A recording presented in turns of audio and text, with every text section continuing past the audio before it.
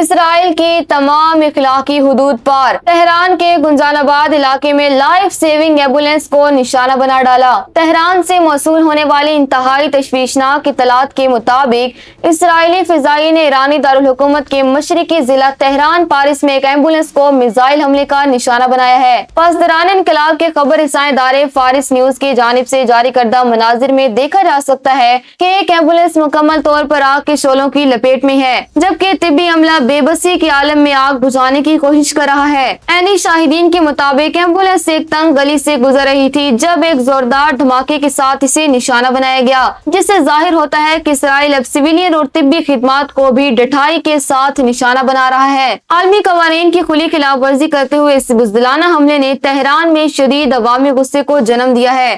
ماہرین کا کہنا ہے کہ اسرائیل کا یہ حربہ ایران کی طبی نظام اور سویلین حوصلوں کو پست کرنے کی ناکام کوشش ہے، جس کا تہران اب مزید سختی سے جواب دے سکتا ہے۔